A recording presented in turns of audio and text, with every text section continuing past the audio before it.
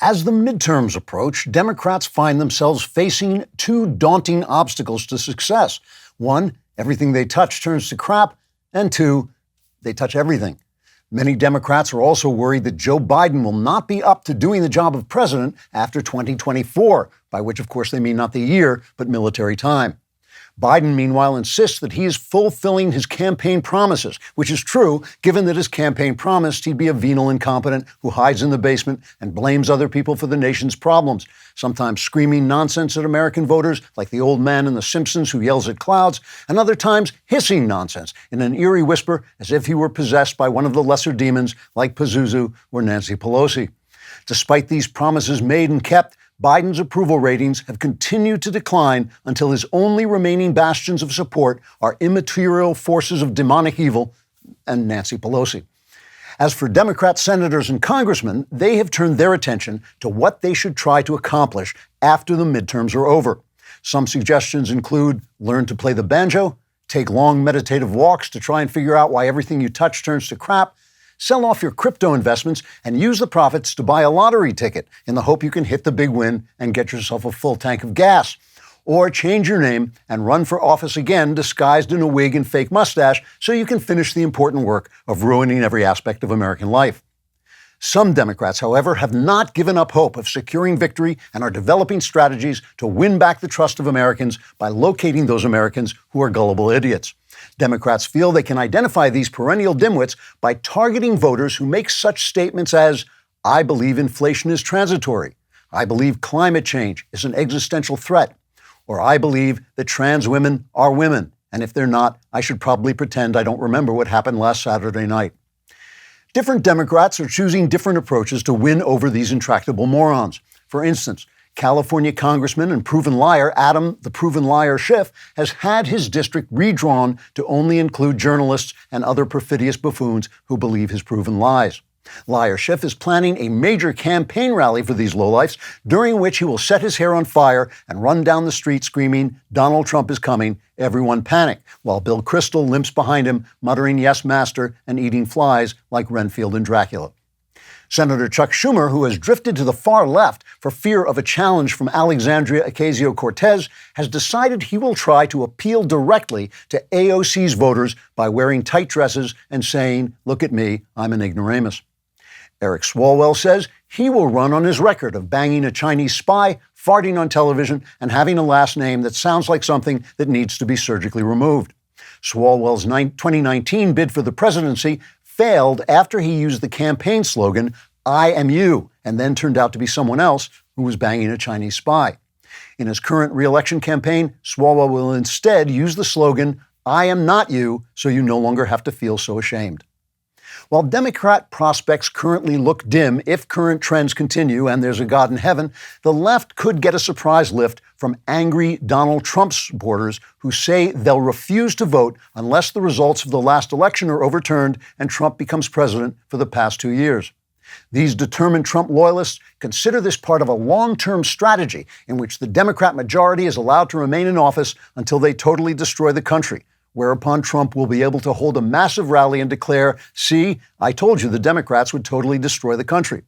As one fierce Trump supporter put it, quote, if that's not victory, I don't know what victory is. No, really, I have no idea what victory is, unquote. Trigger warning, I'm Andrew Klavan, and this is The Andrew Klavan Show. I feel hunky-dunky, life is tickety-boo. Birds are winging, also singing hunky-dunky-doo. Ship-shaped, ipsy-topsy, the world is zippity-zing. It's a wonderful day, hurrah, hooray! It makes me want to sing. Oh, hurrah, hooray! Oh, hooray, hurrah! Hooray, hurrah, we are back laughing our way through the dust and rubble that's all that remains of our once beloved republic. Today we'll talk about the evil assault on our children that is turning Pride Month into Shame Month. We'll have Yoram Hazony on to talk about the future of conservatism, really interesting book he's written. And Megan Basham will be here to do her monthly cultural segment. We're going to talk about possible changes in the news business. This would be an excellent time to subscribe to Daily Wire, so you can support all the terrific stuff we're doing. Go on Apple Podcasts, wherever you get your podcasts, and give us a 5-star review and subscribe to the podcast. That also helps us a lot.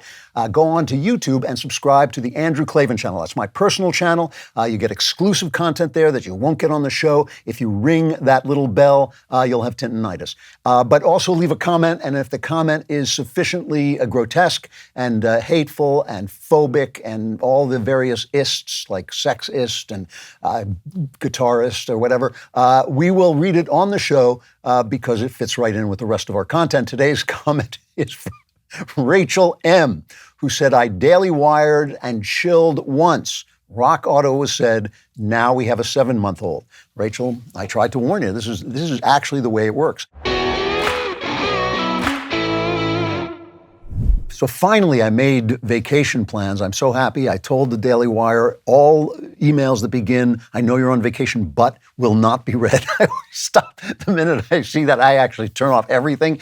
But not the Ring alarm system, because you got to have an alarm system to protect your house while you're away. And you know that Ring makes the wonderful doorbells that let you talk to anyone who comes to the door no matter where you are. But Ring Alarm is also an award-winning home security system with available professional monitoring when you subscribe. You can easily install it yourself. Ring didn't stop there. They changed the home security game with Ring Alarm Pro. Ring Alarm Pro is a next-level security system. CNET calls Ring Alarm Pro a giant leap for home security. With a Ring Protect Pro subscription, it's an amazing deal. You get professional monitoring for the ultimate peace of mind. If anything happens, professional monitoring will call and can request emergency services. You may not know it, but it's true. Ring has an award-winning alarm, and this busy summer season, to protect your home, you should go pro with Ring Alarm Pro. To learn more, go to ring.com/Klavan. That's ring.com/Klavan. Ask anyone who comes to your door on your app, on your Ring app, say, do you know how to spell Klavan? If he says yes, you set off the alarm. There are no easy things. All right. You know, today I'm going to take a close look at the concept of the slippery slope, because if there is such a thing as a slippery slope, we are now at the bottom of it. As I was leaving last week, after I did the show last week, I met up with my son, Spencer Klavan, no relation, and we were going to have a cigar. We thought we'd drag Knowles out. And we walked by Knowles' office, and Jeremy, the God King, was in there with Knowles, and they waved us in. They said, you have to look at this. And they showed me this thing. You've probably heard about it. I know Knowles was talking about it earlier. I think this will be a different take, but it's still the same starting point. This was this report on Fox News, a series called America Together, LGBTQ Plus Pride Month. And Brian Linus, Fox News correspondent, was talking about a little girl named Ryland, who they translated, they transubstantiated into a boy before he could even speak. That's what he somehow managed to tell his parents, that he wanted to be a boy. And as I was sitting watching this with my son, I perhaps expostulated several words that we don't like to use on the air. I don't remember it clearly, but I think I did. And every time I would do that, either Jeremy or Knowles would turn to me and say, it gets worse. And by the end, I was saying, how can this be? Here's just a clip of the story. Before Ryland could even speak, he managed to tell his parents that he is a boy. I could just see that it wasn't him trying to be a brat. It was like painful. It was truly painful for him to have to wear feminine clothing and for us constantly telling him that you're a girl. And unlike some trans kids, when Ryland came out at age 5, a few years later, he had the full support of his parents. Initially, there was some pushback from us in trying to understand this. We were confused like most people are. We thought that gender and sexuality were the same thing. It took us a while to figure out that those two things are different and that children actually do recognize their gender identity very young. Some of them, not all. But they listened to Ryland and to Hillary's conservative faith. For me, it's just a deep spiritual belief that you believe in God and he, created us the way he wanted us. Well, then yes, he created Ryland just the way he is. So, as I said, I kept expostulating, exclaiming obscene words, and Jeremy and Michael kept saying, wait, it gets worse. And finally I said to him, how could it possibly get worse? And then they waited till they got to the end, and this was at the end, cut 2. They listened to families. They met in support groups. There was a father who was sitting across the table. He says, "You have no idea how lucky you are to be here," which kind of took me back. I didn't at that point consider myself lucky to be there. And he said, our child had displayed this gender dysphoria or this gender misalignment at the same age that Rylan has. And we didn't listen, and we pushed back. That pushback led that child to turn to self-harm as a teenager, which 60% of trans and non-binary kids engage in, according to the Trevor Project. More than 50% consider suicide. That for me was the turning point. I didn't want to see Rylan to go through that. I'd rather have a living son than a dead daughter. I want to thank the Whittington family for speaking to us. It's not easy, particularly at a time when transgender issues have been politicized. People are afraid of what they do not understand, Dana. This family hopes their story will lead to more understanding, more acceptance, and ultimately more love. So people are afraid of what they don't understand. I just want to tell you how I see this and how I think about this and what I don't understand.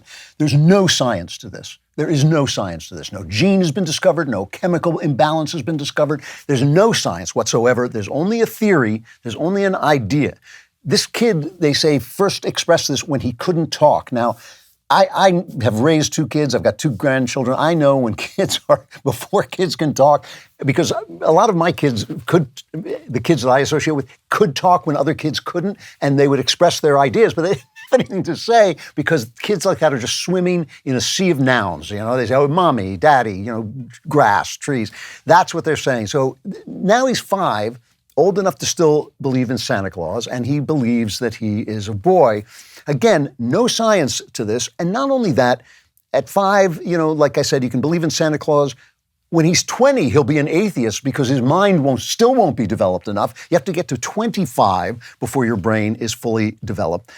So really, his mom and dad took over a power to alter his life and his mind forever in a way that could be tremendously destructive. Those statistics they put forward were very deceptive because they say, well, 50% of trans kids consider suicide, but that remains true even after they have transitioned and had surgery. So that doesn't really mean anything except that they have a real difficulty. And believe me, I have nothing but compassion for people who feel misplaced in their own bodies. But still, to change a child irrevocably before he has reached the age of reason on the things that he is saying, some huge number of kids who think they're the other sex end up being gay. It's over 90%, 95%. It is a huge number of kids who think that they're trans, turn out just to be gay.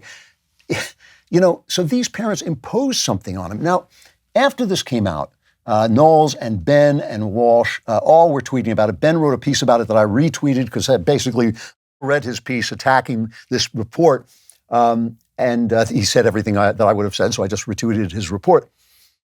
And I want to explain something, and this is important because I know there's a strain of conservatism that says, oh, everyone is trying to fool me, but I'm just too smart. This is the thing where you say, oh, Klavan, he's not convinced that the election was stolen, but I know he's in the pay of people trying to damage, every time I say that I don't believe the last election was stolen, I lose listeners. I'm saying it to you because it's what I believe. I would change my mind if I were convinced that it were untrue. But these guys, they always think they're smarter than everybody, and they look at Ben, they're always saying it about Ben, that Shapiro, he's into this, and he's getting paid by this, and he's just doing this for the money. Fox News is important to us. It is an important ally and an important supporter. They're extremely powerful in the conservative world, or they were until this report came out. But Matt relies on them to make his books bestsellers and his What Is a Woman documentary bestseller. Ben goes on there. Knowles goes on less because they've sort of pushed him out. I don't go on because I'm too much of a loose cannon. They won't invite me on. And we like these people. Greg Gutfeld is a wonderful person. Dana Perino, who is hosting this show, is one of the nicest people I've ever met. Tucker Carlson, we respect him and like him. And so, these are not people we want to offend in any way. So Ben and Walsh and Knowles were being brave. I mean, it's not like rushing into the Taliban stronghold, but it's sticking to your values. Allie Beth Stuckey, who hosts the Blaze Media podcast Relatable. She's a Christian commentator, really nice lady. She tweeted, "I'm stunned that Fox News ran a segment celebrating a girl whose parents transitioned her into a boy when she was 5 because she apparently told them she was a boy before she could talk. Absolutely maddening." So Twitter locked her out of her account, and people complained. They put them back, but still, they put forward, they've got the message across that if you say this stuff, you're going to be banned. So no science, a child's body ineradicably altered, a mind disturbed, probably not helped. But if you oppose it, Twitter said that Allie violated their rules against hateful conduct. So you're hateful if you oppose it. Now, I think this is evil. I don't even think it's close. It's not even a debate. You alter a child's body so that it can't be altered again on this idea that it has no science behind it. I'm not even saying it's false. I'm saying there's no science behind it. We know that people have transitioned and said they're happier. Some people have said this is inevitable. Very few, but some have. We do know that this exists. These symptoms exist, these feelings exist, and sometimes people are glad that they go through the transition when they're adults. To do this to a child, with what we know now, and then to say it's hateful if you oppose this. It's hateful to not, you only hate it because you're afraid of it. You're afraid of what you don't understand. It's nonsense. That's nonsense. And so what you have is nice people at Fox News, and these are good people, doing stuff that's evil, and that is the way things work, right? This is why I keep hammering on about the culture, because the culture creates our sense of what is good and bad. And when the culture goes bad, and when the culture accepts these ideas without really thinking them through, then the culture has evil in it, and good people start to do evil things. George Washington, one of the best men who ever lived, in both his actions and his mind, held slaves in ways that I think we look at now and we think, yeah, that was evil. He didn't see it. He literally didn't see it because he was surrounded by culture like a fog, and that culture inculcated in him the idea that this was somehow acceptable. Wonderful, lovely women have abortions, something that I think is just inarguably wrong. It's inarguably wrong to kill a baby in the womb. That baby has the same right to life that you have. It has done nothing to anybody. To abort that child is a terrible thing to do. Wonderful women do it because they're like George Washington. They're surrounded by this cloud in which it's acceptable. It's an acceptable thing to do. Perfectly nice people that you would like, people that you would sit and have a drink with, a meal with, befriend, sat and did nothing while the chimneys at Auschwitz spewed out the ash and smoke of the bodies of people being murdered en masse because the story of the culture said it was okay. Maybe it was a little extreme, maybe Hitler was being a little extreme, and now we have this. And I'm sorry, but to do this to children, to think that it's all right to do this to children when we know nothing except these stupid leftist ideas that haven't been parsed, they haven't been judged. I mean, this is going to come back and bite us because people always wake up from these nightmares. They always come around and say, maybe holding slaves, not such a good idea. Maybe having an abortion, not such a good idea. People wake up from these nightmarish dreams. But while we're in it, if we don't attend to our culture, if we don't look at it, you have good people supporting ideas that simply are insupportable. You might not believe this, but I actually love kids. A little salt, some ketchup, they're absolutely great. No, I'm kidding. I love them, and you got to protect them. You got to protect your family. You can do it with Fabric. You get your term life insurance from Fabric. It's surprisingly affordable. Fabric was built specifically for parents to help parents manage their family's financial future. Like a parenting pro, stress-free. Fabric's new lower prices mean significant savings over other providers, great policies like $1 million in coverage for less than $1 a day. Everything is on your schedule with Fabric because it's all online. Less than 10 minutes to apply, and you could be offered coverage instantly with no health exam required. Then you just personalize your quote to fit your family's need. With Fabric's online hub, it's easy to track your family finances all in one place, get affordable life insurance, set up your kid's college savings plan, and even establish a rainy day savings fund. Planning for the future has never been easier, and there's no risk to apply today. They have a 30-day money-back guarantee, and you can cancel anytime. Protect your family with term life insurance now in just 10 minutes. Apply today at meetfabric.com. meetfabric.com/Klavan. That's meetfabric.com/Klavan to start protecting your family today. MEET, fabric.com/Klavan. Fabric Insurance Agency policies issued by Vantis Life, not available in New York and Montana. Prices subject to underwriting and health questions. You spell Klavan, Klavan.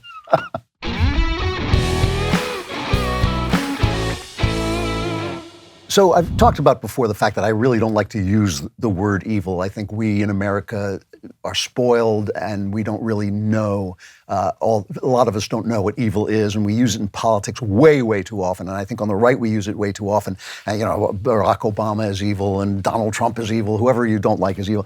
And, as I've said before, if Jeffrey Dahmer raped, murdered, and ate his lovers, I think we need a different word, when we're describing Barack Obama and Donald Trump. But that doesn't mean that people don't do evil. Joe Biden is not an evil man. I do think he's venal. I think he's unprincipled, but he's just not. But now he's just issued this executive order that will direct the Department of Health and Human Services to expand access to gender-affirming care, as they say it. This is, basically selling Pride Month and trying to make some political hay out of it. It will strengthen efforts to ban conversion therapy and increase access to sex change treatment for transgender Americans, including for children. And I'm sorry, but this is wicked. This is evil. And again, I think it's the culture has got this evil thread going through it. Part of this executive order is basically really suspicious language in which they're going to investigate what the effects on children are of parents who don't agree to give them surgery. So in other words, they're going to try and set a standard by which the government can take your child away and castrate them. I mean, basically that's what they're saying. Oh, daddy, I'm a girl. Knock, knock, it's the FBI. That's essentially what they're kind of paving the way for. And if you don't think this is wicked, if you don't think there's something evil about this, you only have to look at what's happening. I mean, they call this Pride Month. I said this Pride Month has become Shame Month. And it really is true because, you think about the fact that, a gay couple comes to you and says, hey, we want to live in peace and, have our lives and all this. And most Americans think, fine, I don't really care. But now you've got these guys in the streets. I mean, here is a drag show for children, basically. This is, 33.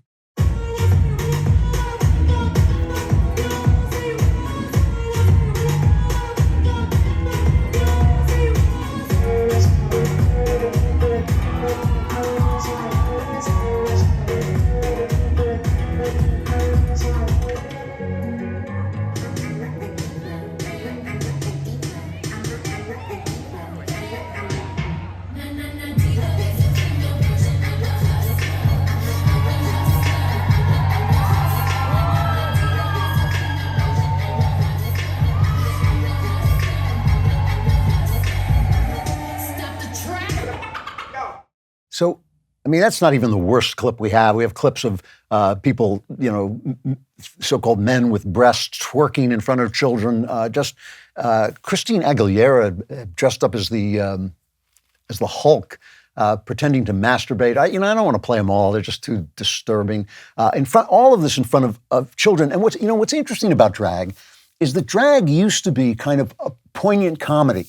It used to be men who were attracted to things that women did, like, Judy Garland or something, and were able to dress up and do a sort of Judy Garland imitation. And you could sense, I actually saw a drag show once. It's a long story, which I'm not going to tell. But, it was poignant and sort of funny in this sad way of a guy kind of reaching for something that he loved but couldn't be. And because of that, it always had an element of the grotesque, and it still does. And if you're a woman, and this is their idea of what a woman is like, this hypersexualized, a kind of weird-looking creature who dresses like this, I mean, it's very offensive to women, and it's very disturbing to children. I think it shouldn't be done. And here is Nancy Pelosi, who was at a cross-dressing show, and here's what she said. This is cut 4. Give a warm drag race welcome to the Speaker of the House, Nancy Pelosi. Oh my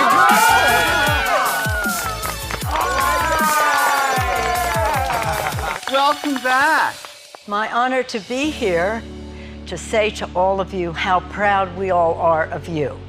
Thank you for the joy and beauty you bring to the world. Your freedom of expression of yourselves in drag is what America is all about. I say that all the time to my friends in drag. So, you can see that.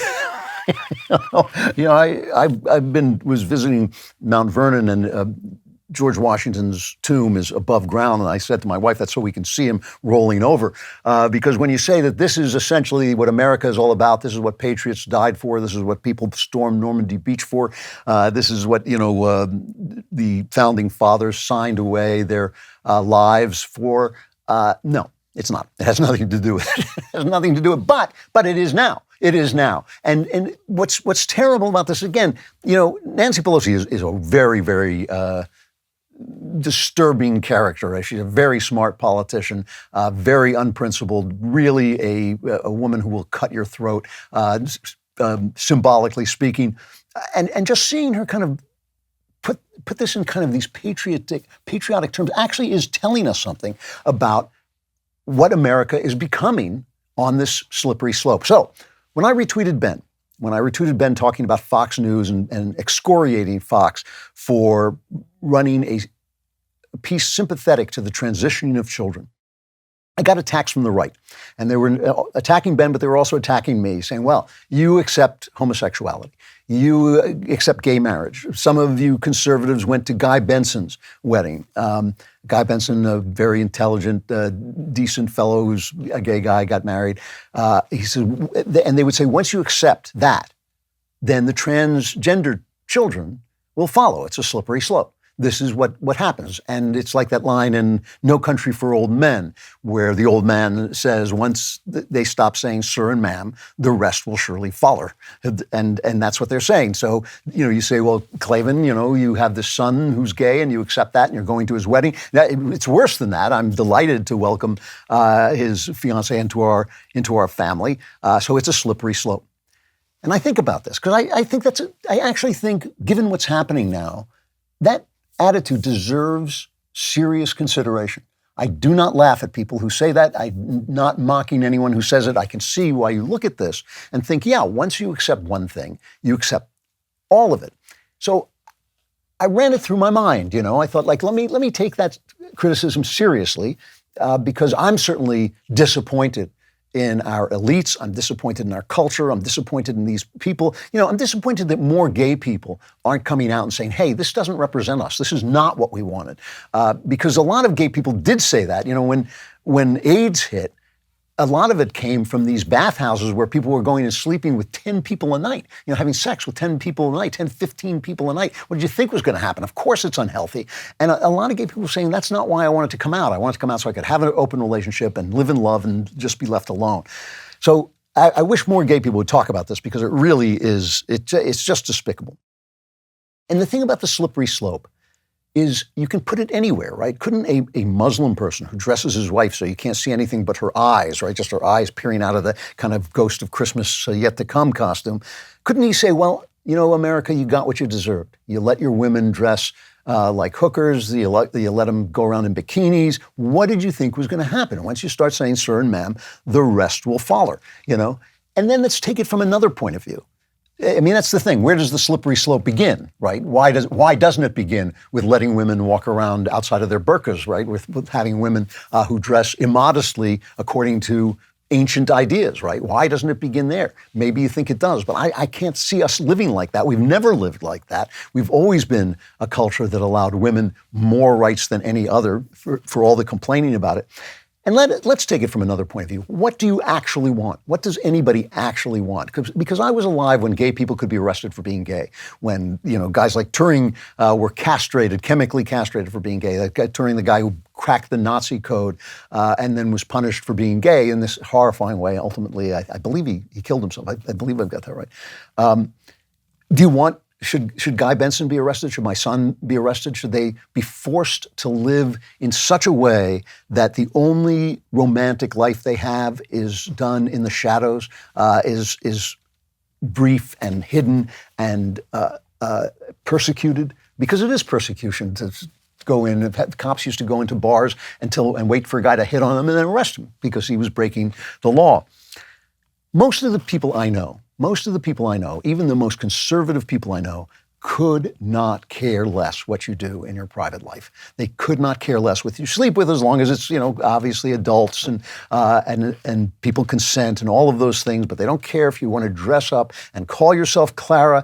They just want their children left alone, and they'd like a little decorum in the streets. Like the British used to say, "Don't frighten the horses." That's what most of the people I know, most of the Americans I know, and I talk to Americans all over the place, all kinds of different Americans, and almost all of them begin by saying, "I don't care what you do. I don't care what you do in your home," and they don't want the police listening in at your bedroom door, kicking down your door to find out what kind of relationship you're having, and most of them don't even want their uncle or their nephew, who turns out to be gay, to have to live alone and to not have the compensation for this tragic life, which is romantic love. I mean, that is one of the compensations for this tragic life. So the two questions we're facing, there's two of them, I think, not just one.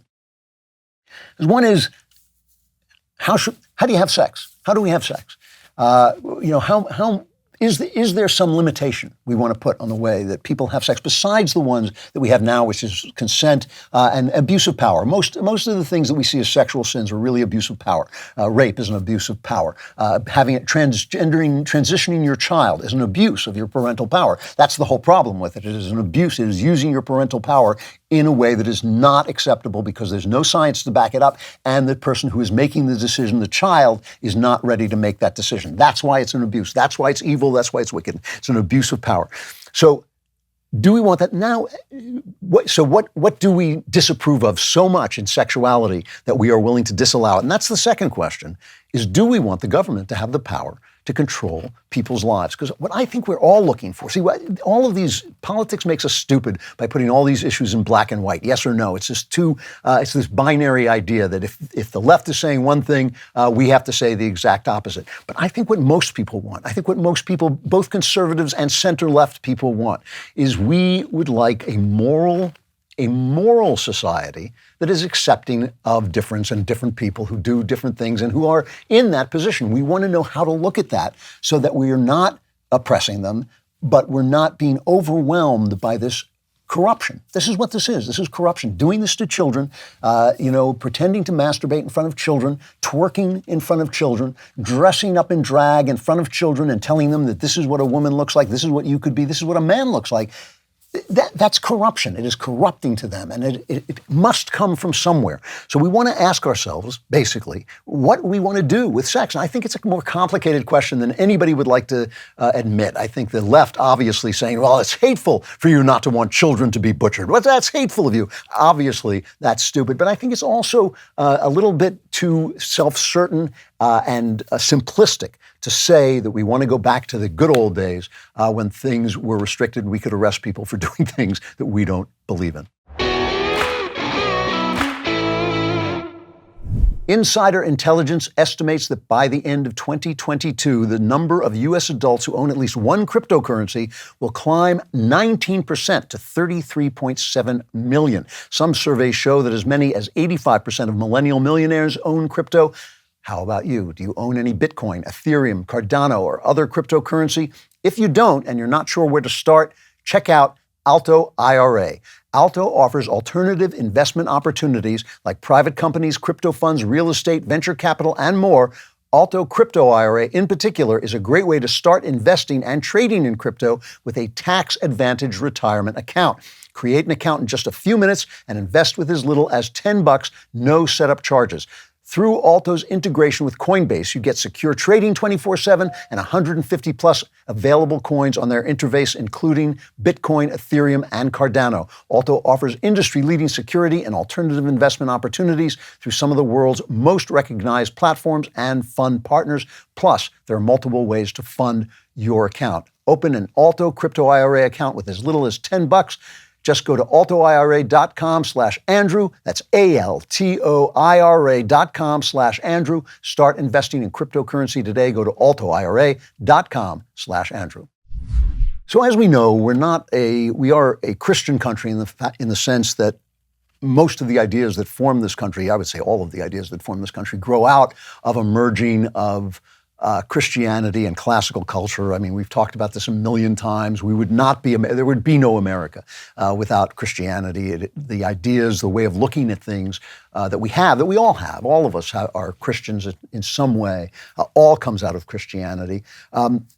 But we're not a theocracy. And so we have to kind of rethink this stuff and say, what is it that we can all accept? And I think that it all comes down to the body. It all comes down to what our bodies are and what they're for. And to me, there are only two scenarios that make sense about the body. I mean, the body is not a machine with a ghost inside. I know that the atheists always love to say, oh, this stupid idea. No one has ever thought that since St. Paul. I mean, that is not the idea of Christianity. In fact, it was deemed a heresy that there were these two separate things. That's not the way Christians look at the body. However, the body is either this piece of meat, a meat puppet with a chemistry set inside, or it's a representation of something beyond itself, yourself. It's a representation of yourself, the spiritual entity we call a person. Now, the meat puppet idea, the best description of this comes to my mind from Yuval Harari in a book called Homo Deus. I feel certain that Yuval Harari has some kind of mental condition. I do. I think he's on the spectrum somewhere. Like maybe he's off the spectrum. He really doesn't understand human life. But this is what he believes, and he says this is how he describes people's joys and sorrows. Okay. He says, we never react to events in the outside world, but only to sensations in our own bodies. Nobody suffers because she lost her job, because she got divorced, or because the government went to war. The only thing that makes people miserable is unpleasant sensations in their own bodies. Conversely, people are made happy by one thing and one thing only, pleasant sensations in their bodies. If science is right and our happiness is determined by our biochemical system, then the only way to ensure lasting contentment is by rigging the system. Forget economic growth, social reforms, political revolutions. In order to raise global happiness levels, we need to manipulate human biochemistry. So that's an interesting view of life, and I think it holds together. I obviously don't think it's right. I think it holds together logically, but it has consequences. If the body is meat and chemicals, it can't have rights. That makes no sense. And that's what rights are a fiction. That's what Yuval Harari says. They're just made up. What possible rights could a body, a meat puppet with a chemistry set inside have? And Harari said that rights are just a fiction. And the question of who has rights becomes meaningless. The question of right and wrong becomes meaningless. What would that mean? By what moral order? What moral order would we be referring to if we're just a bunch of machines with chemistry sets inside? And, we just have to manipulate the chemicals. And one of the best ways to manipulate our chemicals for pleasant sensations, by the way, is sex. It's right easily to hand, as it were. And, you can do it easily, so why not do it? But obviously, common sense tells you that this idea is ridiculous, right? Do these bodily sensations just happen to occur when you win a game or when you lose a job? That just happens to be, you just happen to get depressed when you lose your job, when you get divorced. The sensations are not connected to that. Of course they're connected to it. They're caused by the event in the person. The person experiences the event, right? And then it's communicated to his brain and to his body by means of chemicals. It's not, the chemicals don't come first. The chemicals don't cause the sensations. The chemical causes the sensations, but it's the event, the experience of life that causes the chemicals to go into operation. The chemicals are the language of the spirit being spoken. To me, this is so obvious. I don't know how Yuval Harari gets his stuff published. He's a wonderful writer, terribly entertaining, very educated, well-informed, but he makes no sense. This makes no sense to me. The body has to be a representation of something. You just have to look at life. Yeah, the difference between a rock and an ant is so incredible, so vast, so infinite. Nobody can turn a rock into an ant. It can't be done. We have no idea what life is. We have no idea. We know how life represents itself, but we have no idea how it is made, where it comes from, where it originated. None. Zero. There is something mysterious about it, and this is not God of the gaps because we don't know, therefore we'll come to God. What I'm saying is the difference in kind is so intense that I don't think we'll ever know what that difference in kind is. So if, in fact, these bodies that we have represent something else, if my body represents a Klavan and your body represents whoever you are, it matters that what they're created, male and female. If they are a language that speaks ourselves, then it matters what words we use. Just like the other day, I was talking about the difference between saying September 21st or saying the dawn of autumn, right? Those are words that express the same thing, but they express them in very different ways. So it matters whether you are expressed as a male or a female, because that is not something you decide. That comes from the beginning. Just to show you how it matters. If I live my whole life without ever giving birth to a child, that's not a story. That's not even interesting. It's like saying I lived my whole life without flapping my arms and flying, right? It just doesn't matter because I'm born a man, because I'm born a man. If a woman lives her whole life without giving birth to a child, it is a story. It means something. It might be a happy story for her. She might think, gee, the one thing I don't want is a child. Or it might be a sad story because she was born without the capacity to give birth to a child. She's a woman, but she was born handicapped without that capacity that is natural to women, because that's what we're talking about. And so, what the left always says is, well, how can you say that a woman has a womb? I know a woman who was born without a womb. She was handicapped. That is an anomaly. It's a sad story that is being told. It's not a sad story that I was born without a womb, right? Because that would have been weird, because I'm a man. So it matters how we are expressed. When we look at a woman's body and when we look at a man's body, we know that they're meant for one another. I mean, this is just common sense. Even if I plug a lamp into a wall, they say, oh, he put the male part of the plug into the female part of the socket. It permeates our idea of life. This is our whole idea of life. It is where life comes from, and we understand that something essential happens when a man and woman come together in sex that doesn't happen any other place on earth, because it is the possible creation of a new human being. And if sex has a purpose, and this is the purpose, if life is sacred, then sex is sacred. If life is sacred, then that baby is sacred, right?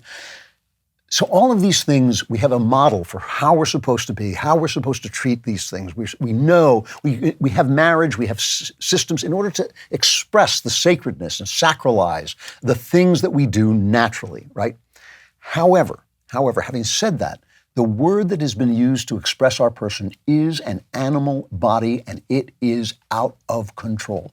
It is nuts. Our animal body is hilarious. I mean, we are a joke of what we're supposed to be. I always say that humor comes from the fact that we're fallen. Humor is one of the best proofs of fallen humanity, because it's as if we were born to be angels, but instead we're jesters and buffoons. It's as if we're wearing a tuxedo and we slipped and fell into a mud puddle. The things that go through our minds that most of us don't express, but I do, and I'm always getting these angry letters from Christian women saying, stop doing that. But, I was watching Walsh's film, What is a Woman? And they had that butcher who cuts children up, and she's saying that they have the science where they can create a vagina. And my first thought was, gee, I ought to have somebody do that for me. Not to me, but like just to my pillows or something.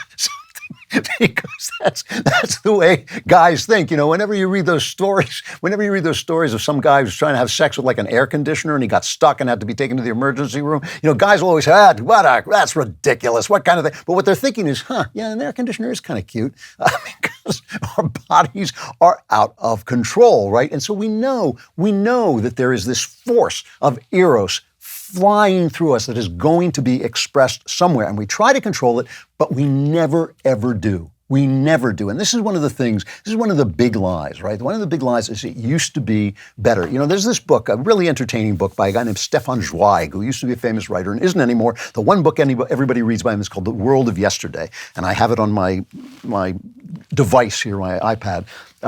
And he grew up during the heyday of Victorian Europe. It was really Europe at its height, when they all thought this is going to be paradise. This is going to go on for 100 years. And he then saw World War I destroy the Austrian Empire, which is where he lived. And then he saw World War II come in, and ultimately he escaped, I think, to South America and killed himself because the whole world that he had lived in was washed away. But before he did, he wrote this book remembering this, and he talks about sex, and he talks about how awful it was that a woman could live her whole life without ever seeing her own body, that prostitutes lined the streets. There were so many of them because women were shut away, and so they weren't going to be touched, and so the men had to satisfy themselves with prostitutes, and then would come down with horrifying diseases for which there was no cure. And he says we should not permit ourselves to be misled by sentimental novels or stories of that epoch. It was a bad time for youth. The young girls were hermetically locked up under the control of the family, hindered in their free bodily as well as intellectual development. The young men were forced to secrecy and reticence by a morality which fundamentally no one believed or obeyed.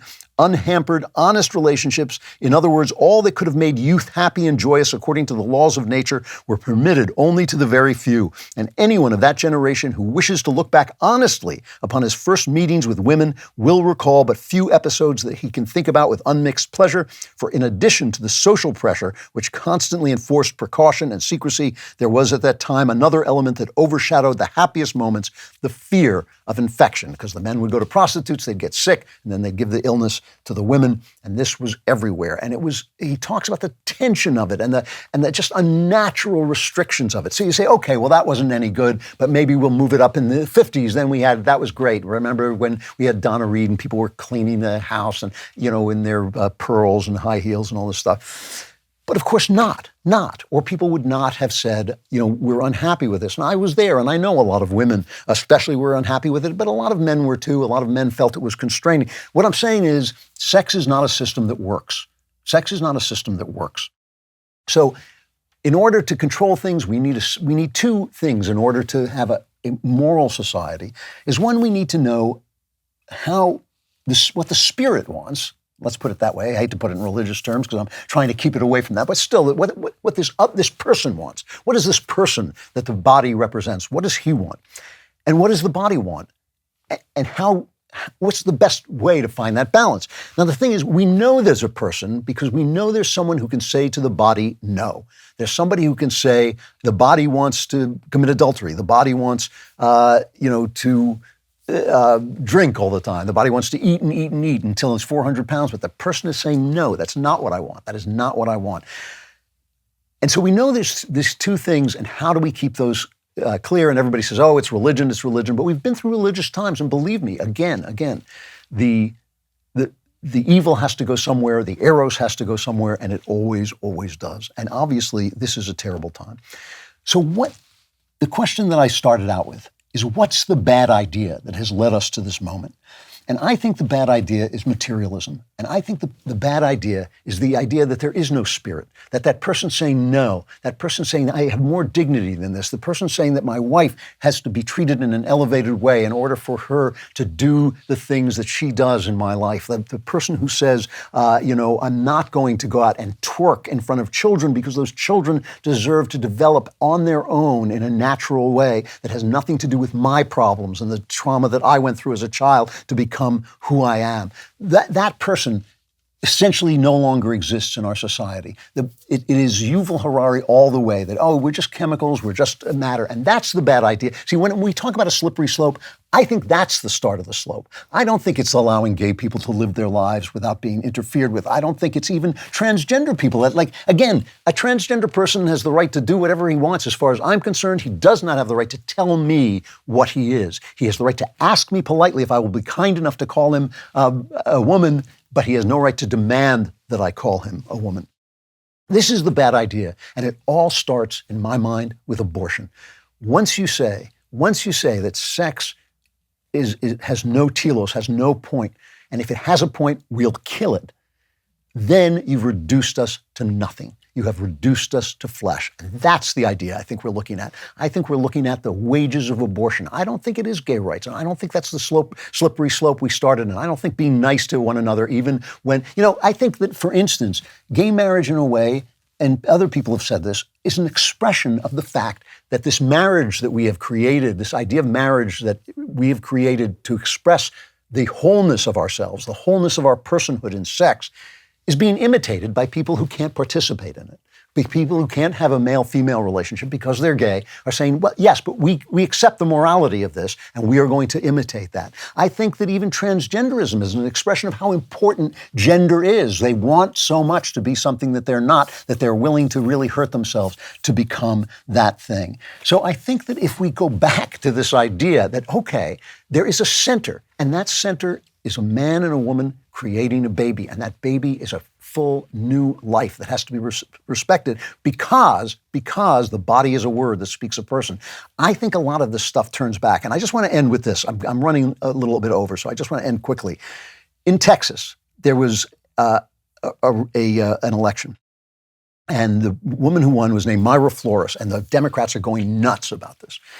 Again, Democrats are going nuts because she is Latino in a district, in a congressional district that has been Democrat since the 19th century, some people say. And she won as a conservative. And the point that I want to make is that her campaign slogan was God, family, country. I think I have that in the right order, God, family, country. And I saw that, and I'm a cynical guy, and I thought, it's like Barack Obama saying hope. But people voted for Barack Obama because they were looking for hope. This is a small election, but it's a watershed election, and it's caused thunder to rumble through the Democrat Party. And they ought to be looking at that slogan, God, family, country, because people voted for Barack Obama because they wanted hope, and they voted for this lady because they want God, family, and country. Because those things are the basis of the natural order of life, the natural order of human life. We have sold that order away. We have thrown that order away on the basis of this scientific delusion that we are nothing but meat and chemicals. We are more. We are more. We represent something of spirit. We represent that in our gender. We represent it when the genders come together. We represent that when the genders create new life, which is also something more than a body. It starts with abortion. It starts with saying, I have the right to stop that life, to kill that child, because it's nothing. And that's the slippery slope that's led us to the wickedness we're seeing today. If you're sitting in your car and you're writing to the mailbag asking why you can't get a date, it may be because your car's not running. And maybe your car's not running because you don't go to rockauto.com. When you say rockauto.com, it solves both problems at once. First of all, women just love it. They love the sound of that. Rockauto.com. They just swoon for that. They'll be pounding on your door and saying, get your car fixed so we can go on a date. And you'll get your car fixed easily by going to rockauto.com to shop for auto and body parts from hundreds of manufacturers. The rockauto.com catalog is unique. It's really easy to navigate. You can quickly see all the parts available for your vehicle and choose the brand, specifications, and prices you prefer. If you can just you got to push the women out of the way so you can see the screen. rockauto.com has always reliably low prices, and they're the same for professionals and do-it-yourselfers. So if you become a professional at saying rockauto.com, your life will be golden. Go to rockauto.com right now and see all the parts available for your car or truck. Write Klavan in their How Did You Hear About Us box so they know I sent you. How do you spell Klavan?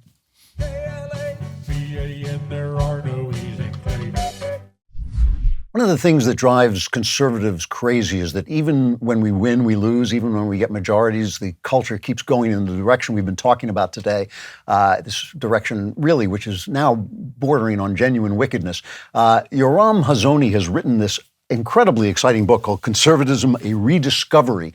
He is the chairman of the Edmund Burke Foundation, the president of the Herzl Institute, the leading proponent of the National Conservative Movement, which is reinvigorating the American and European right. Yoram, thank you so much for coming on. It's a pleasure to have you. Thank you, Andrew. Really a pleasure to be here. So you start in this book with a historical thesis, basically, that things changed after the world wars. Can you explain how that happened? Sure. It used to be that if you go back, as many centuries as you want almost in English and American history, Anglo-American history, it used to be that there were two clear positions. People knew who the liberals were and people knew who the conservatives were. And some thought that was a healthy tension. Some thought it was a terrible tension. But the liberals were people who were primarily about individual liberties and equality, and the conservatives were people who thought differently about the world. What was principally of interest to them, not that they didn't care about liberty, but was principally of interest to conservatives, was the question of conservation and transmission. What do you need to do? How do you need to build your society? How do you need to build your country if you want anything? Ideas, institutions, behaviors to be transmitted over many generations. And those are two different philosophies with two different positions. In America, the the fight between liberals and conservatives kind of comes to an end after the Second World War. The two world wars are a big trauma. We could discuss exactly why, but many Americans came and Europeans came out of the two world wars saying, never again. We've just got to once and for all defeat the injustice that characterized mankind up until now, and we're just gonna do it. And by the 1960s, they had imposed a new regime, which was eventually called liberal democracy, where instead of having these two parties, liberal and conservative, competing with one another, both sides came out being different kinds of liberals. And that hasn't worked so well. I mean, it worked in solving certain particular crying injustices like the persecution of blacks in America, but overall it brought us to the Cultural Revolution that we're watching today. So, I mean, one of the things that you say that my heart sank a little bit, because I frequently say I'm a conservative because I'm a liberal, because at least American, I mean, I think there's a difference between British and American conservatism, that Americans have that written constitution that we're defending. We kind of know what we're trying to conserve, the ideas that went into that. Edmund Burke, I'm a huge fan of Burke, but there's a certain kind of feel of tradition, hierarchy, the things that, as you say, want to be passed on. Right. Why am I wrong to say that I'm a conservative because I'm a liberal? What is the problem there? Well, the problem is that during the 1940s and 1950s, American intellectuals and politicians and Brits too worked really hard to sort of erase the history of conservatism. But Burke is mentioned occasionally as though he invented it, which is ridiculous, because how can he be the inventor of a tradition that's 700 years old at the time that he was defending? But there are all these prominent people who, after World War II, said, "Look, America's always been liberal since the founding." And the same thing happened in Britain. That people started saying, ever since the Glorious Revolution, Britain has been liberal, and both of those things are false. And basically what's happening is that the universities and people who study in universities are perpetuating a myth. It's really propaganda, claiming that there never was a conservative tradition in America. Now, if I go in the book, I go into this in some detail. If you look at the extremely deep and bitter divide between the American Federalist Party, that was basically the nationalist conservatives of those days. We're talking about Washington, Hamilton, Adams, John Jay, Gouverneur Morris. These are the people who wrote the American Constitution, and the claim that whole party of nationalist conservatives was not important, and actually everybody in the founding were just liberals. Basically what it does is it replaces George Washington as the father of America, replaces him with Jefferson, who really was a liberal. And look, I don't blame anybody for thinking these things, because this is what you're taught at university. But if you look this stuff up, it's not so hard to see that there was a real contest between liberals and conservatives at the American founding, and that the Constitution is actually a conservative document, going back to the English Constitution, imitating it rather than what the liberals wanted. Okay, Roger Scruton wrote this book about conservatism, where he ended up saying basically conservatism is always just a reaction to things, and really has no content except to fight back. What is it about the Constitution that makes it a conservative document? Well, I have tremendous respect for Sir Roger. We were friends, and I learned a tremendous amount from him. But we didn't agree about absolutely everything. And I'm a big fan of his too, by the way. But I'm a tremendous. I mean, the man is simply a hero and a true conservative, but not a historian, an excellent philosopher. But I think that he gets some of the history a little bit wrong. And the thing to be looking at is here. I think the best way to think about it is this: most of the things that many of the things that are good about the American Constitution, as John Adams and Hamilton and others said, are imitations. They're directly inherited from the English Constitution. And the way you can tell this is true is if you go back a few centuries earlier, go back to like John Fortescue, the great common lawyer. He's already writing in the 1470s. Now, I mean, this sounds ridiculous, but just read the book. It's really easy to read. There's a new edition out. It's really easy. The English is easy. 1470s, Sir John Fortescue is saying, what's great about England? It's the freest nation on earth. Why? Because of our traditional constitution. He's saying this in the 1470s. And there he already is explicitly talking about what we call the separation of powers, the balance between competing branches of government, the foundational place of property. He writes about how in Britain, unlike in France or Germany, the king has no right to enter the home of even the poorest farmer and to take anything from him. He can't even step into the house without the permission of the farmer. Now, all of these things and the jury trial and the role of the legislature in terms of of the parliament in terms of passing legislation and approving taxation. Every one of these things and many others are described in the 1470s by Fortescue in his book In Praise of the Laws of England. Now, those things are not explicitly discussed in the American Declaration of Independence. They're not explicitly discussed in the first American Constitution of 1777. The Articles, today we call it the Articles of the Confederation, but it was basically the liberal Constitution. And Americans tried that for 10 years, and they almost lost the Revolutionary War because of it. They didn't have the power to tax.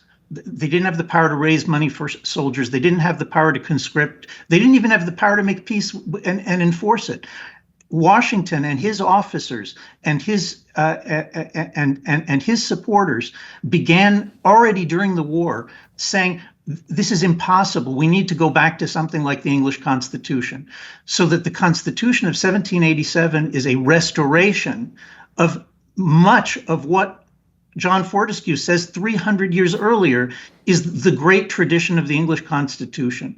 Now, there are other things that they're conserving. They're conserving Christian religion. They're conserving the common law tradition. They're conserving the English language and its great word. There's all sorts of things being conserved.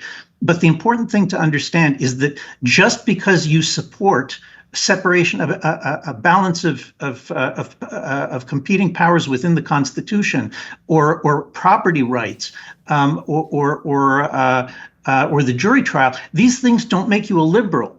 Those things make you an Anglo-American conservative. To be a liberal is to say, we don't need tradition anymore. We don't need the Christian religion. We don't need the common law. We don't need the English language. What we can do is we can just purify a few of these key points we got from the conservatives and claim that they're not English. They're universal. They apply to everybody and they're a dictate of pure human reason. So then you're a liberal because you've thrown religion aside. You've thrown national tradition aside.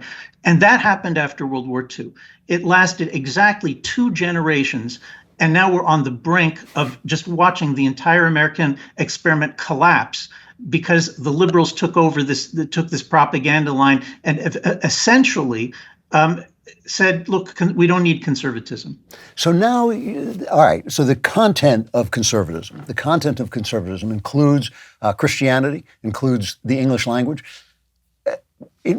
In what world can we restore that sort of idea to a country as far down the road as this one? And your book is quite hopeful, really. I mean, you are very honest about the fix we're in, but you actually say that there's a possibility of restoration. Now, I've seen restoration happen before, but this is a big leap.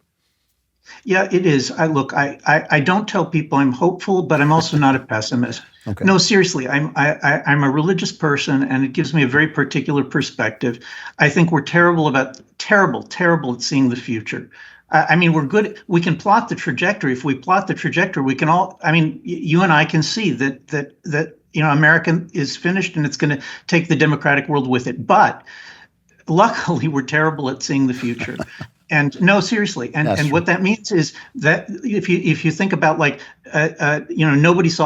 almost nobody foresaw the collapse of the Soviet Union or the bursting of the housing bubble, the rise of nationalism in America and Britain in 2016, the collapse of liberalism in 2020.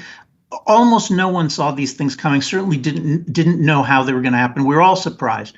So what that means is this: that look, we have to restore conservatism personally in our own lives, in our families, in our congregations. We have to return to a life of conservation and transmission. That's going to mean repentance, whether Christian or Jewish. It's going to mean repentance and a return to Scripture. And at the national level, I agree. I think it's at this point absurd to hope that a real conservative coalition is simply going to take power in Washington and then is going to completely change the life of the country. I think that's too much to hope for. But what I think is possible is there are still many places in America, in Europe, elsewhere. There are still many states, many places where there is a Christian majority, or at least a pro-Christian majority. People who look at what's coming. They can see what's happening, and they say, you know what? We can't fight this with just let everybody do whatever they feel like. We need to fight this woke neo-Marxist revolutionary vision. We need to fight it with a competing vision, and that competing vision is going to have to be some kind of biblical democracy, Christian democracy, conservative democracy. It's going to have to be some kind of restoration.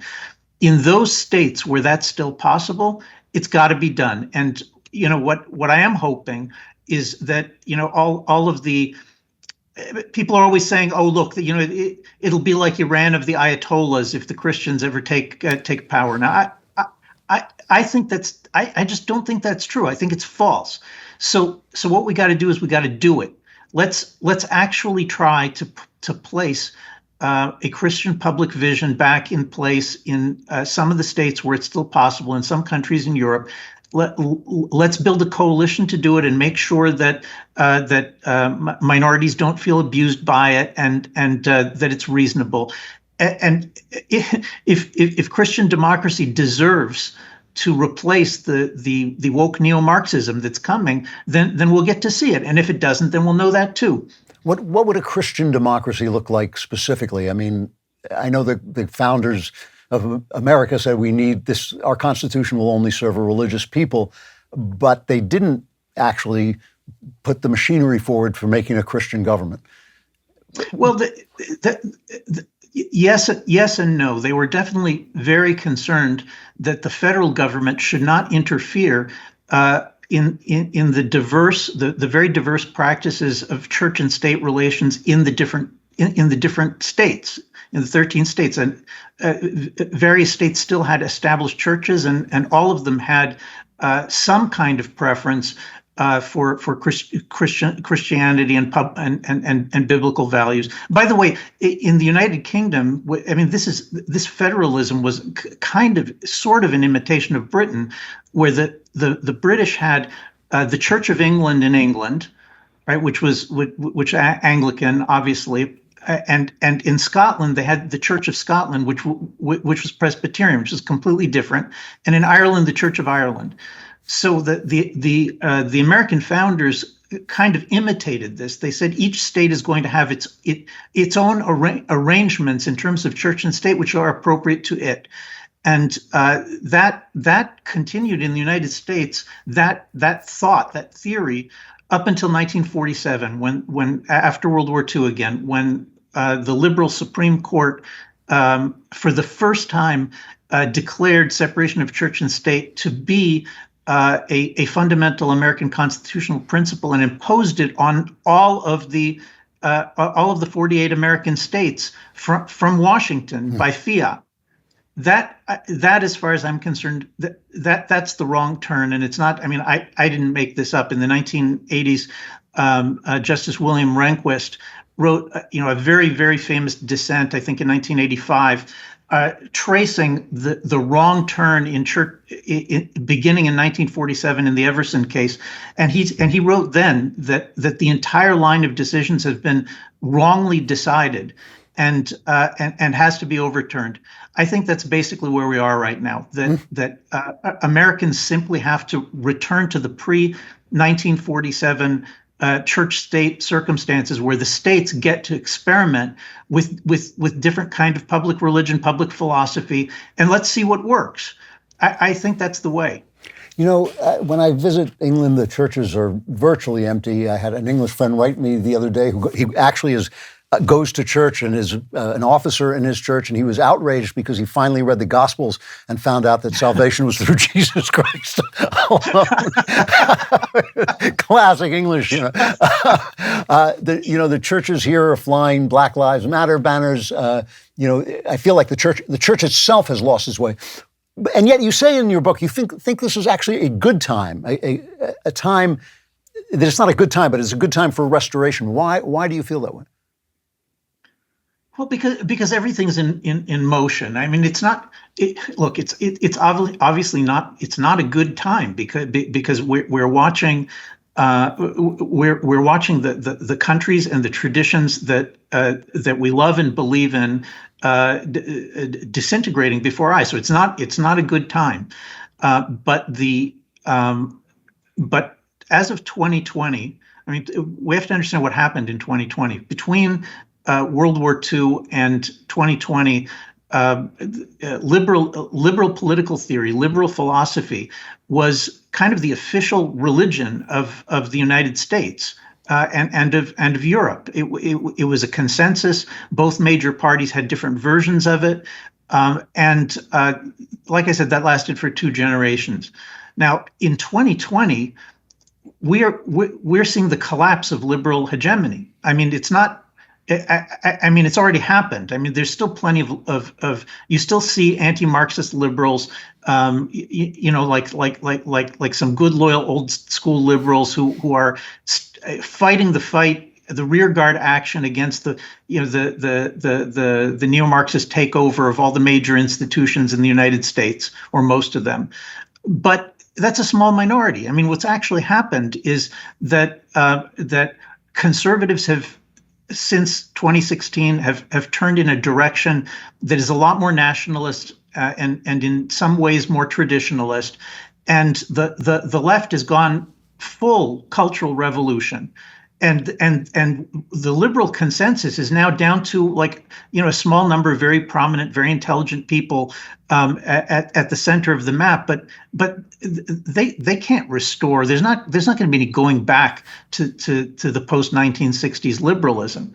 So when there's a contest taking place on the right to try to develop and get in position to be the main thing that is leading the charge against woke neo-Marxism. And as you mentioned, my colleagues and I in the national conservative movement, we have our own views about how that's supposed to go. But there are all sorts of other groups, and I think we represent by far the largest. The largest voting bloc and the intuitions of the great mass of Americans and others. But what we have now is an opportunity to rethink conservatism, to put it on foundations that are appropriate for these years as opposed to for the 1960s. And if we can do that, I think we still have a good chance of being able to rally a very large number of Americans and people in other countries, forge an alliance with the remaining anti-communist liberals if they can stand us, and with some others on the right, and be able to turn this around. It's possible, but we're going to have to work really hard to do it, both in our personal lives and nationally. The book is called Conservatism, A Rediscovery. The author is Yoram Hazony, Hazony. Yoram, I wish we could continue this for another 20 minutes. I'm out of time, but I hope next time you're in the country, you'll let us know so we can have you back. I would love to hear more. Okay, sure, will do. Thanks so much. Thank you very much. Thanks a lot. Yeah, bye. You know, I got here this morning about 10 a.m. and it was already 90 degrees. The country is going through a heat wave, but nothing is hotter than the Daily Wire. How was that for a segue? Yes, the Daily Wire is hot because we are producing some of the best content in America. We've got Matt Walsh's terrific documentary, What is a Woman? The book is out now, too. We've got the summer blockbuster, Terror on the Prairie. They tried to cancel Gina Carano. We wouldn't let it happen. You know, the writing on the Daily Wire, no kidding, is getting better and better. The reporting is getting better and better. The news is getting better and better.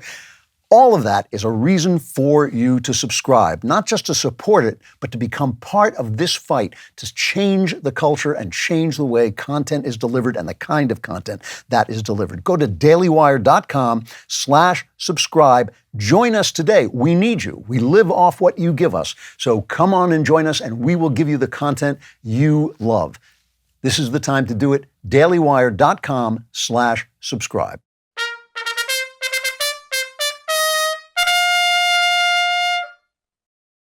One of the many, many ways in which the Daily Wire has upped its game is by bringing on Megan Basham as its cultural correspondent. I think she's one of the best cultural reporters in the country, and we love to have her on once a month to talk about what's going on. Megan, it's good to see you.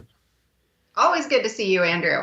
I hear, you know, I never get invited to anything, but I hear you've been working very hard at all these premieres for Terror on the Prairie. Yeah, I have.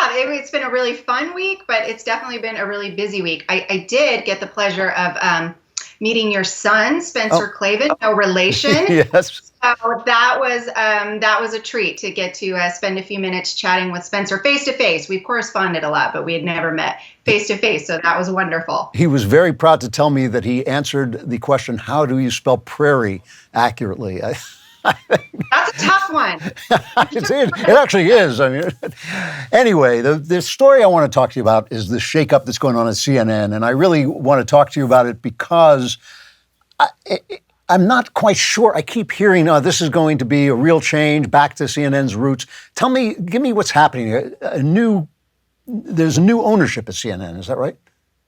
Right. So CNN is owned by Discovery, and Discovery merged with Warner Brothers. And all of this allowed a man named John Malone to sort of take charge of what's happening with CNN. Now, if you're not familiar with John Malone, he is a billionaire. He's kind of a Rupert Murdoch type figure, but a lot of people don't know him as well. And they've kind of jokingly been referred to as frenemies in the media because they have a kind of competitive thing happening. And he was one of the early forces in bringing about the cable news revolution. So John Malone is, I won't say he's conservative, but he's a libertarian. And he is a Trump donor. So all of this, some pretty interesting background. He took charge of CNN just a couple of months ago, and he really let it be known that there is a new sheriff in town, and things are going to be done differently. And one of the first things he did was fire Jeff Zucker. Well, that's not openly out there, but everybody behind the scenes kind of says he fired Jeff Zucker. Because he was kind of chased out because of this affair he'd been having for like 20 years, but that's a ruse. Right. That's what I've heard, is that it was a pretext, that they used that as the opportunity he wanted to reset things at CNN. And he gave this notorious interview to CNBC where he essentially said, wouldn't it be great to see CNN do news again with real journalists again? So you can imagine it. Yeah, at that point, Zucker was still there. So that went off like a bomb in the building. And from there, some of the more out and proud far left anchors at CNN, like Jim Acosta, like Brian Stelter, took some umbrage to that. In fact, before Zucker was fired, Stelter wrote in his newsletter that he was, very offended by this, that the people who work at CNN are very diligent journalists. And he called out John Malone by name and said, John Malone must not watch CNN. And Jeff Zucker is also very upset about this. Well, so John Malone handled that problem. Jeff Zucker's not there anymore. So a lot of people are saying, look, the implication is probably that Brian Stelter won't be there much longer either. One of the things that John Malone quickly did was hire a guy named Chris Licht.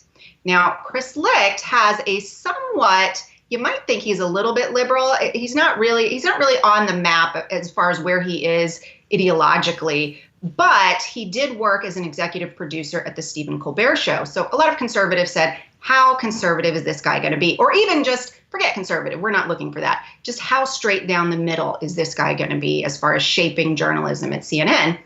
And so far, pretty down the middle. He's made a few early moves. One, getting rid of those very annoying breaking news Chiron banners that you see with every other story. He said, we're not going to do that anymore. We're not here to alarm viewers. We're here to inform them. And the next thing he did was say that they may not use phrases like the big lie, referring to Trump's claims to have won the election, because that sounds like a Democrat talking point, and people will not trust our news if we use Democrat talking points. So some changes like that. He's let it be known that they're going to be evaluating all of the on-air staff, all of the bookers, all of the producers, and they're going to be looking for bias, and they want that to change. So that's really where CNN is right now. That's pretty impressive. I mean, Brian Stelter, if they ever make a remake of the movie Gaslight, I think Brian Stelter should be in it, because I've never seen a guy so biased, so insistent that there's no bias at CNN. And it has been absurd. I mean, they're perfectly welcome to be the other MSNBC, but it's not working for them, right? I mean, they have no ratings at this point, do they? Well, that actually is a little bit complicated of a question to me, because MSNBC and CNN kind of go like this. They're both way behind Fox. So, of course, I think Jeff Zucker's idea was that, and it worked really well for a time, that we will be the anti-Fox and we will get numbers, and that worked during the Trump presidency. But after Trump left office, it's just been a ratings free fall. So in this last book, CNN was behind. I mean, they were in dead last behind MSNBC and Fox. But in the demo, that very important advertiser demo of 25 to 54, they were actually a little bit ahead of MSNBC. So there's a part of me that, of course, cheers the return of actual journalism. Yeah. And I want that to actually succeed. But there's also a cynical part of me that does understand this could end up being possibly simply a bad business decision for CNN going into election season, going into a presidential election season. Of course, it's possible that people may not tune in for smart, intelligent news. And if that's even what they offer us. So, I'm really hoping that that my fellow citizens, I'm going to try to have more faith in them maybe than my baser instinct. I like your idealism. I think the thing is, there's this kind of death spiral that the New York Times is in, where you only report one side of the news. So all your readers are now on that one side of the news. A conservative idea in the New York Times would not only die of loneliness, it would kill a large segment of its readers, because all of Park Slope would just sink into New York Harbor if they had to read this. So now they're in the situation where they literally can't be more fair, because they'd lose this audience. But CNN is so far down, it seems to me, especially after Trump, that they could actually reinvent themselves and be, especially, listen, Fox News is a conservative outlet. It has the best news program, the Bret Baier Evening News. But that's basically their one straight up news program. If CNN imitated that, I don't know. They might be able to do it. I was hearing the other day that there's a new guy at the New York Times, running the New York Times, but they're having these debates whether they should use the kind of language that you're talking about, like whether you should just be able to say this man is a racist candidate, whoever they don't like, I guess, and whether they can call him that.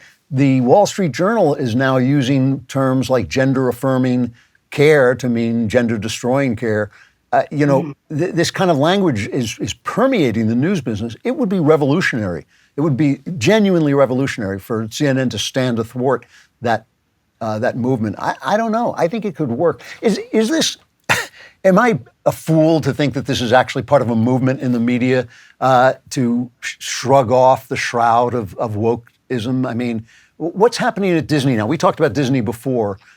They're having kind of a shakeup after their run-in with DeSantis. How is that looking? Well, right. And I think part of what you're seeing in all of that is you're realizing that some of the adults in the room, the older, cooler, wiser heads, are realizing we have let some young people who, let's give them the benefit of the doubt and say they don't understand the long-term ramifications of some of these things. It may feel good in the moment, but it is credibility destroying. And I think we have seen that certainly with Disney. And part of why you're encouraged with Disney is they have realized that the backlash was so strong and they were reacting to the moment and they weren't reacting to, let's take a deliberate, long view of how this impacts our business and our industry. And I also do think you're seeing a guy like John Malone who knows the business inside and out. He has been there for decades, who is saying, look, we have to take a longer view on this.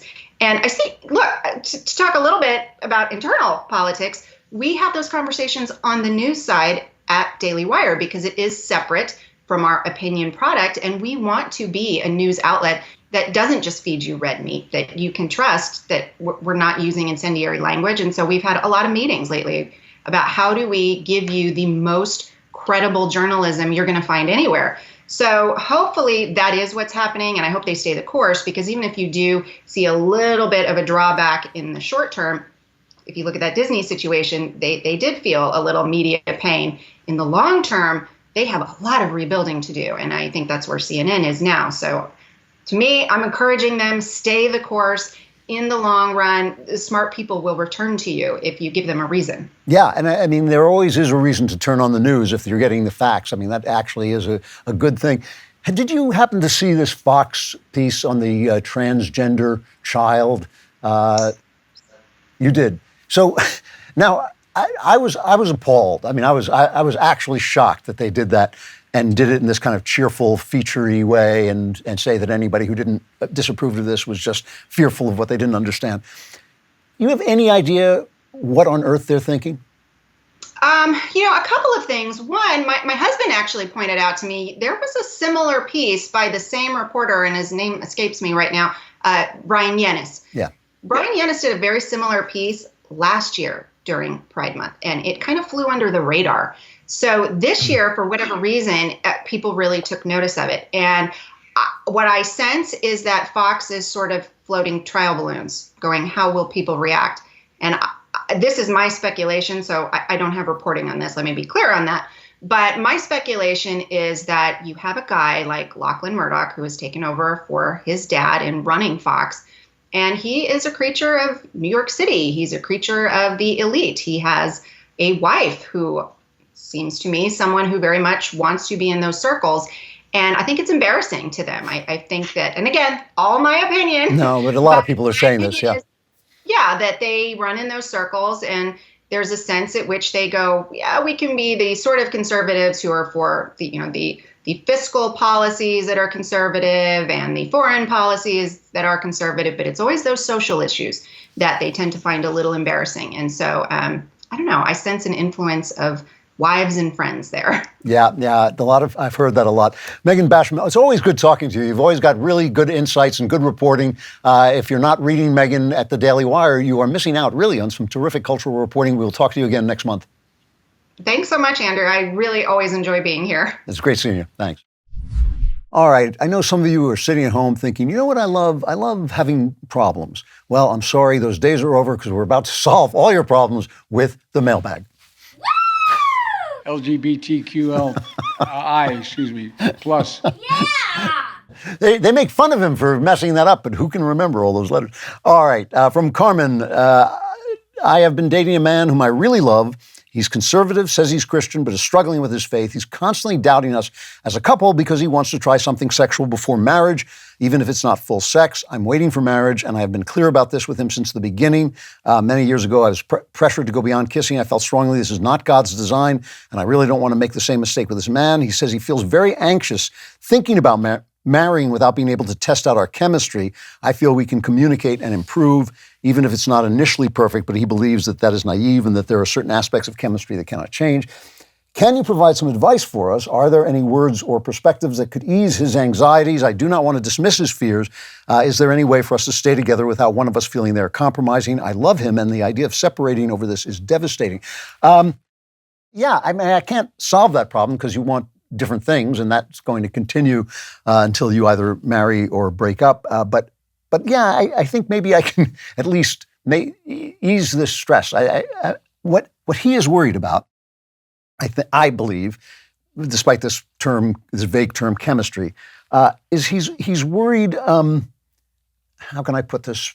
I can't put it politely, but I mean, he's worried that you might be a bit of a prig, not because you won't have sex before marriage, but because that might indicate that you are withholding. You will be withholding even after marriage. That you might be one of these women who says, "Oh, not tonight, dear. I have a headache. It's been such a long day, and I'm not in the mood," and all that. And that when he says that I enjoy this, or I would like this, or I would like to do this, you will be repelled or say that's against my religion, or I don't want to do that. And that is the drawback, especially I think for men, but I think it is the drawback because the other side, it's also for women too, because he may want things that you may not want to do. Like he may have some weird fetish where he has to strangle you into unconsciousness or something. It might be a good idea to sit down and have that very, very difficult conversation. That's a difficult conversation to have. It's difficult. People don't like to talk about sex. They don't like to talk about it in detail. But it might ease his fears to know that if indeed you believe that when you're married you become one flesh and that you are not going to be disgusted by various things, you're not going to be a prig, you're not going to be withholding, but you're going to be generous. I mean, guys, speaking generally, you always have to speak generally about these things. Guys like a lot more sex than women do, and wise wives that I know are always talking about, they use what is the phrase? Maintenance sex. Talk about maintenance sex. Just keep, maybe a quickie, like even you're not in the mood, but maybe just something to keep the guy going until you are in the mood and can do something more elaborate. So maybe he wants to know about that, and maybe that's something that would ease his fears. And if you can find out if there's things that he likes that he's afraid that you will be afraid of or disgusted by, you could find out about that now, because you're absolutely right about chemistry. Sex is not rocket science. Sex is not rocket science. It is not hard to learn how to be a good lover. I mean, it's just not. It's not like the movies. It's not going to be in slow motion. There's not going to be music. There's not that many moving parts. You can learn how to have sex well. And the question is, are you willing? Will you do it? Will you show up?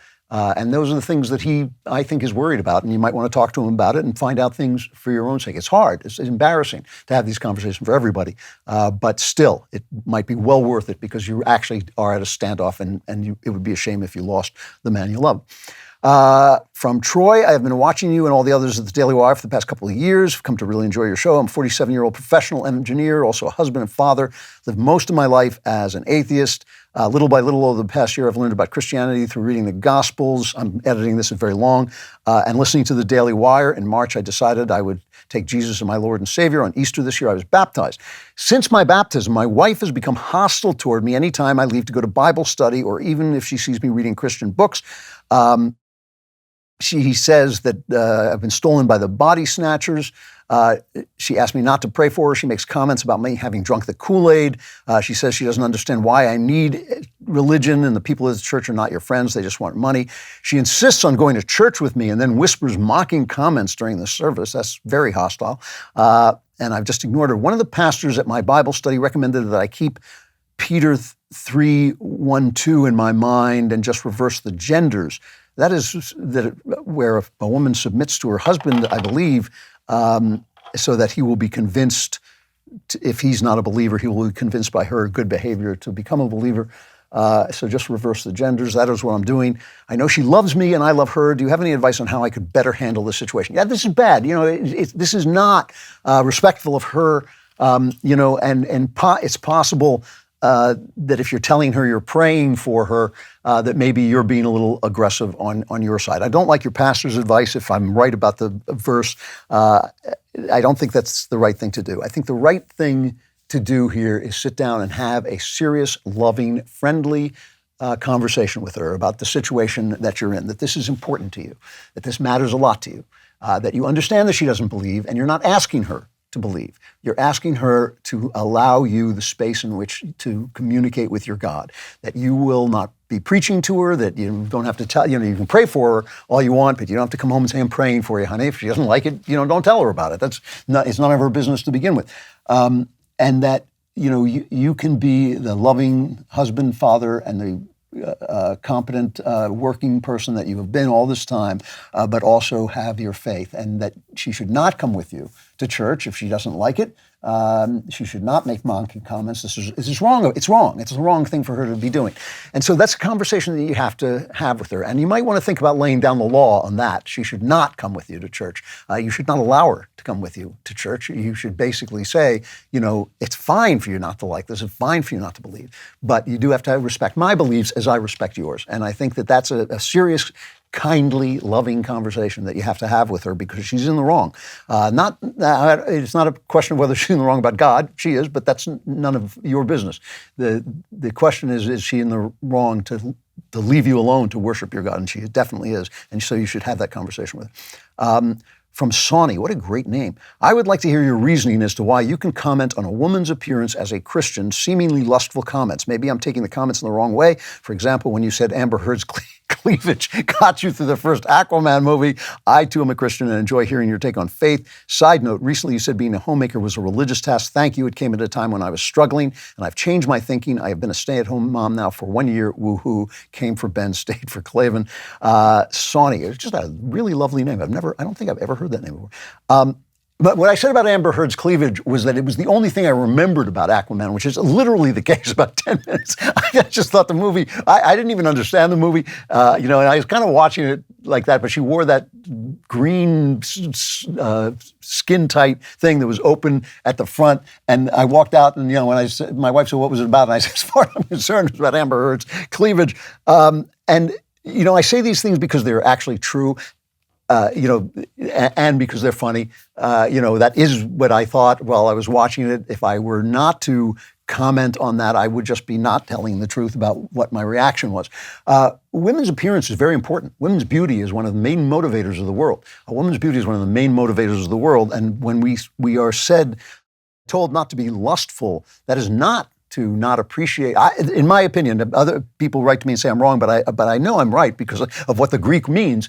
The word that Jesus uses when he says when you lust after a woman, he says when you covet a woman. It's not even really a sexual term. He says when you covet a woman, in your heart you have committed adultery. So when you want a woman, believe me, I do not want Amber Heard, but just to look at a woman and understand and to feel the sexual allure of a woman and the beauty and sexual beauty of a woman, I do not believe is lustful per se. Women are beautiful, they are sexually alluring. That's why Amber Heard was in the movies. But I don't feel that I'm coveting her when I see that. I'm enjoying that aspect of her, and I do enjoy it. And I enjoy the beauty of women all the time. I haven't lusted for anyone since earlier this morning. So I'm pretty clear. I do also lust for women, but that is a different thing than what I'm doing. And this notion that I shouldn't be talking, I get this a lot. I mean, why are you always talking about how actresses look? Actresses are on screen because of how they look, whether they're attractive or not. And the beauty of women, the attractiveness of women is just a central fact of human life and of men's life and of our everyday life. And to not talk about it is just to lie to you and be pious and sort of say I'm holier than I actually am, although, gosh, I am crazy holy.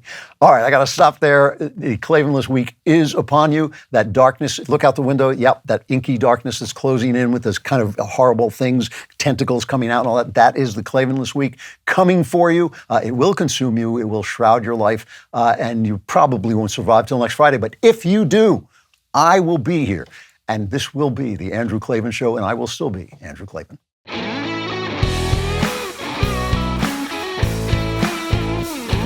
The Andrew Klavan Show is produced by Lisa Bacon, executive producer Jeremy Boring, our supervising producer is Mathis Glover, production manager Pavel Wadowski, editor and associate producer Danny D'Amico. Our audio is mixed by Mike Cormina. Animations are by Cynthia Angulo. Hair and makeup is done by Cherokee Hart. Our production coordinator is McKenna Waters, and our production assistant is Jacob Falash. The Andrew Klavan Show is a Daily Wire production. Copyright Daily Wire 2022.